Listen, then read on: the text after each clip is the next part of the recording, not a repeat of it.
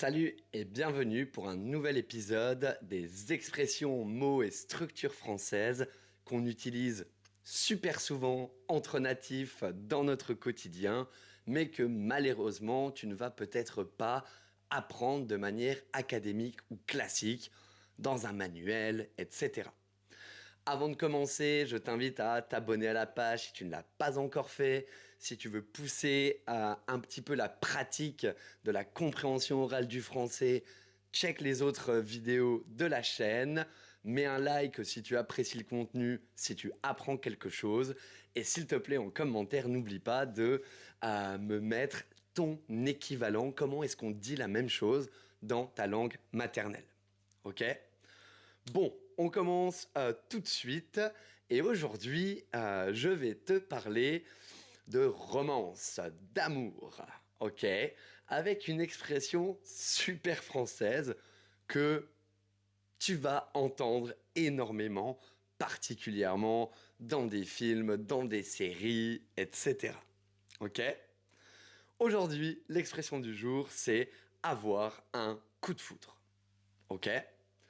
Alors ne t'inquiète pas, ici c'est pas dangereux. Peut-être que c'est dangereux quand j'y réfléchis un petit peu, ok. Comme d'hab, je te parle de l'origine, une petite explication, un ou deux exemples pour le contexte, et je vais te donner un équivalent super important qui veut dire exactement la même chose, mais qu'on n'utilise pas du tout de la même manière. Donc, ça, c'est assez important. Aujourd'hui, tu en as deux pour le prix d'une dans cette vidéo. Petite promotion. Alors, à l'origine, eh bien, la foudre, on sait tous ce que c'est. Ça tombe du ciel, c'est des éclairs pendant un orage, etc. Donc, un coup de foudre, c'est violent. Ça arrive sans prévenir et ça surprend. Ça choque même. Ok? Eh bien, on a gardé cette image pour parler d'un sentiment ultra fort, ultra violent. Ok? Et quand on parle de coup de foudre, la plupart du temps, on va parler du côté sentimental, amoureux de quelqu'un. On tombe amoureux. Ok? On peut l'utiliser peut-être. euh, Peut-être qu'on peut lui... Ah, non, non, vraiment, on l'utilise pour l'amour. Voilà, ok. Donc, petite explication, donc, pour te donner un tout petit peu plus de détails, même si je pense que tu as déjà tout compris à cette expression, ça veut dire qu'on tombe amoureux immédiatement.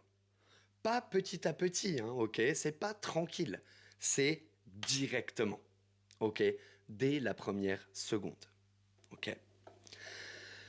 Deux, trois exemples pour illustrer tout ça, ok?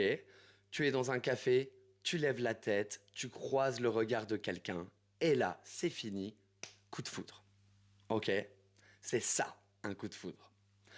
Tu prends le métro, les portes s'ouvrent, quelqu'un rentre dans la rame, dans le wagon de métro, et là, encore une fois, tu as l'impression que le temps s'arrête, coup de foudre, ok? Et ça peut même arriver au travail. Évidemment, tu rencontres un nouveau collègue et là, tu te sais tout de suite que tu es fichu, ok, parce que tu viens d'avoir un coup de foudre, ok. Maintenant, la petite variante, ok. Si tu veux parler d'une émotion dans le même genre, ok, très violente, très intense, très soudaine, positive la plupart du temps, ok, qui te surprend. Ici, tu vas plus parler d'avoir un coup de cœur et pas un coup de foudre, ok. On l'utilise souvent quand on visite un nouvel appartement, une nouvelle maison, un nouveau pays, ok. Tu visites l'appartement, tu fais waouh, c'est exactement ce que je cherchais. J'ai eu un vrai coup de cœur sur cet appartement. Voilà.